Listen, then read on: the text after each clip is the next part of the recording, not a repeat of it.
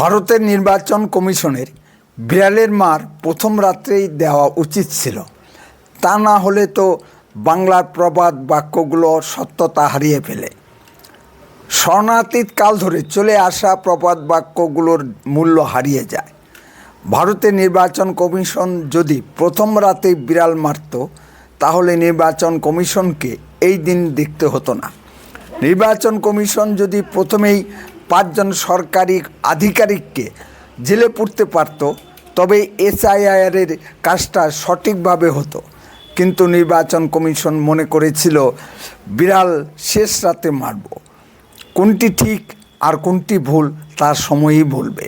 Super চেকিংয়ে যেসব তথ্য সামনে আসছে তাতে নির্বাচন কমিশনের তো বটেই, আমাদেরও চক্ষু চরক গাছ হয়ে যাচ্ছে। ভোটারের নাম শেখ রাজেশ আলী, পিতার নাম ভুবনচন্দ্র বেরা। ঘটনাটি পাঁশকুড়া পশ্চিম কেন্দ্রের। দেখুন সেই চিত্র।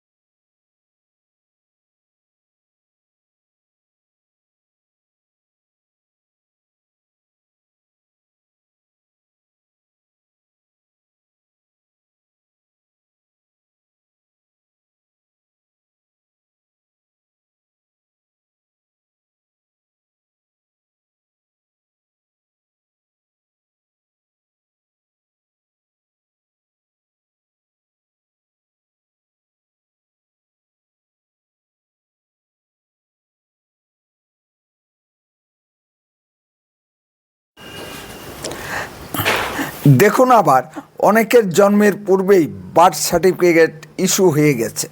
যেমন রাম জন্মের পূর্বেই রামায়ণ লেখা হয়ে যাবার মতো ঘটনা। এরকম অনেক ঘটনা ভারতের নির্বাচন কমিশন সংবাদ মাধ্যমে প্রকাশ করেছেন।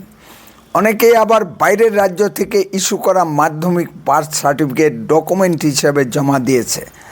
যেমন বিহার বোর্ড, মধ্যপ্রদেশ বোর্ড। এই সার্টিফিকেটগুলোর ভেরিফাই করার জন্য গত 2 মাস আগে পাঠিয়ে দেওয়া হয়েছিল, তার একটারও উত্তর আসেনি। এগুলো কি জালি সার্টিফিকেট? এই সংখ্যাটা কম নয়, প্রায় 1,14,000-এর মতো। এদের কি হবে?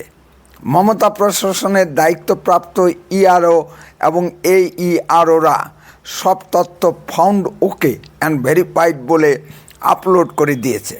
এসব ঘটনা পশ্চিমবঙ্গের মুসলিম অধ্যুষিত জেলাগুলোতে বেশি পরিমাণে দেখা যাচ্ছে। কোনো ডকুমেন্ট ছাড়াই তথ্য ফাউন্ড ওকে অ্যান্ড ভেরিফাইড বলে আপলোড করে দিয়েছে আধিকারিকরা।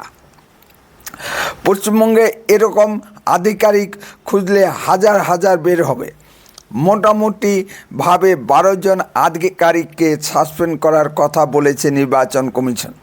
হাজার হাজার আধিকারিকদের কী হবে, শাস্তি দেবে নির্বাচন কমিশন? শেষ পর্যন্ত না এসআইআর প্রক্রিয়াটাই ফার্স হয়ে যায়। নির্বাচন কমিশনের ভাবা উচিত ছিল আর অন্য রাজ্যগুলোর থেকে পশ্চিমবঙ্গের ব্যাপারটা আলাদা। এখানে মমতা ব্যানার্জির রাজত্ব। অন্য রাজ্যগুলোতে ভারতের সংবিধান ও আইনকানুন চলে। পশ্চিমবঙ্গে শুধু মমতার আইন কানুন ও সংবিধান চলে। Mamata Banerjee high court supreme court মানেন না, সুতরাং নির্বাচন কমিশনের উচিত ছিল প্রথম রাতেই বিড়াল মারা। তাতে যদি মমতা প্রশাসন বাধা দিত তবে রাষ্ট্রপতি শাসন জারি করে এসআইয়ের কাজ সম্পূর্ণ করত। নির্বাচন কমিশন প্রথমেই ছাড় দিয়েছে, এখন মমতা প্রশাসন নির্বাচন কমিশনের ঘাড়ে ধরার চেষ্টা করছে। পশ্চিমবঙ্গে একটা দেশবিরোধী গদ্দার সরকার চলছে। মুখ্যমন্ত্রী আমাদের গর্ব, আমাদের সেনাবাহিনীর বিরুদ্ধে কথা বলে। এটা নির্বাচন কমিশনের জানা উচিত ছিল। এখন নির্বাচন কমিশনকে দ্বিগুণ পরিশ্রম করতে হবে সঠিকভাবে ঝাড়াই বাছাই করতে। নির্বাচন কমিশন যতই ঝাড়াই বাছাই করুক না কেন, কিছু বেনজল থেকেই যাবে। আমাদের কেন্দ্রীয় সরকার ও মমতা সরকারকে নিয়ে নরম মনোভাব নিয়ে চলে, কারণ তাদের ভয় যদি বিজেপির সতীত্ব নষ্ট হয়ে যায়।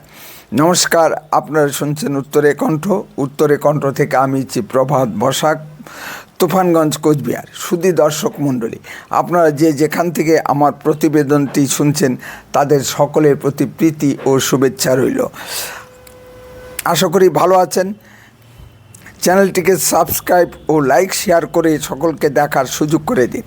সঠিকভাবে ঝাড়াই বাছাই করে নির্বাচন কমিশন কি পারবে সঠিক ও নির্ভুল ভোটার তালিকা আগামী 28শে ফেব্রুয়ারি ভিতর প্রকাশ করতে?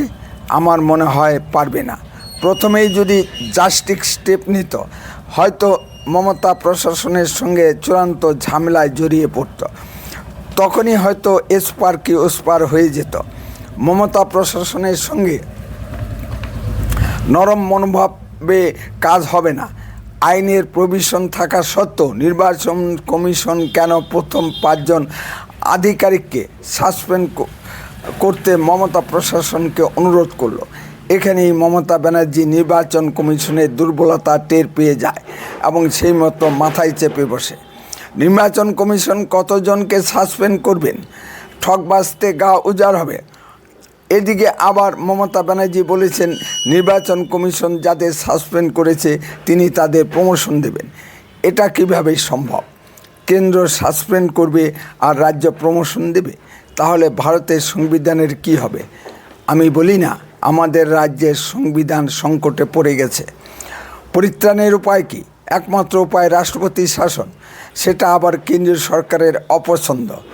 মমতা প্রশাসনকে ঠিক করতে হলে সঠিকভাবে টাইট দিতে হবে। চূড়ান্ত ভোটার তালিকা প্রকাশিত হলে একটা গণ্ডগোল পাকানোর সম্ভাবনা আছে। তৃণমূল একটা গণ্ডগোল পাকাবেই। এসব বিষয়ে নির্বাচন কমিশনকে সম্মুখীন হতে হবে। যারা সঠিকভাবে কাজ করতে গিয়েছিলেন তারা গাড়ি ভাঙচুর, চড়থাপ্পড়, কিলঘুষির সম্মুখীন হয়েছেন। যদি 1 কোটির উপর নাম বাদ যায় তবেই বলা যায় এসআইআরের কাজ মোটামুটি সঠিকভাবেই হয়েছে। এখন দেখা যাক চূড়ান্ত ভোটার তালিকা প্রকাশিত হলে মমতা ব্যানার্জি কোন ভূমিকায় অবতীর্ণ হন। যদি জঙ্গি আন্দোলন ও মামলা মোকদ্দমার পথে অগ্রসর হন তবে ভোট পিছিয়ে যাবে। সেটা এক প্রকার রাজ্যের পক্ষে মঙ্গলই হবে। হোক না রাষ্ট্রপতির শাসনে ভোট, তাতে সাধারণ মানুষ সুস্থভাবে ভোট দিতে পারবে এবং এতে খুন খারাপও হবে না। আমরাও চাই রাষ্ট্রপতি শাসনে ভোট হোক। যে পরিসংখ্যান নির্বাচন কমিশনের তরফ থেকে প্রকাশ করা হয়েছে দেখুন একবার। 1. অযোগ্য ভোটার 4,44,970। 2. ডিএমদের কাছে নথি পেন্ডিং আছে 4,66,323। 3. রিভেরিফিকেশন হবে প্রায় 30 লক্ষ। 4. ইআরও এবং ইআরওদের কাছে এখনও প্রায় 20 লক্ষ ভোটারের নথি আছে, যা নিয়ে তারা এখনও কোনো সিদ্ধান্ত নিতে পারেননি। 5. হিয়ারিংয়ে আসেননি প্রায় 7 লক্ষ ভোটার। এতদিন তৃণমূল চিৎকার করছিল যে কোথায় রোহিঙ্গা, কোথায় বাংলাদেশি মুসলিম অনুপ্রবেশকারী। এই তথ্য থেকে কি বোঝা যাচ্ছে? গুজরাটে যদি ফাইনাল ভোটার লিস্ট প্রকাশ হতে পারে, পশ্চিমবঙ্গে কি 28শে ফেব্রুয়ারি ভিতর ফাইনাল ভোটার লিস্ট প্রকাশ করা যাবে? তখন তো বাধ্য হয়ে ভোট পিছিয়ে যাবে এবং রাষ্ট্রপতির শাসন জারি অবধারিত। ইআরও এবং এই ইআরওরা সাঁড়াশি আক্রমণের মুখে পড়েছেন। একদিকে শাসক তৃণমূলের চাপ, কাউকে ভোটার লিস্ট থেকে বাদ দেওয়া যাবে না, অন্যদিকে নির্বাচন কমিশনের চাপ, চাকরি চলে যাবে যদি অবৈধ ভোটারের নাম নথিভুক্ত হয়। ফলে ইআরও ও এইআরওরা দিশারা হয়ে পড়েছে, কোনো সিদ্ধান্ত নিতে পারছেন না। মৃত 58 লাখ, উপস্থিত হননি 7 লাখ, মোট 65 লাখ তো এমনিতেই বাদ চলে গেছে। এখন যদি আরও 50 লাখ বাদ যায় তাহলে তো বাদ যাওয়া সংখ্যা কোটি ছাড়িয়ে যাবে। এতেই তৃণমূলের ভয় পেয়ে যাচ্ছে।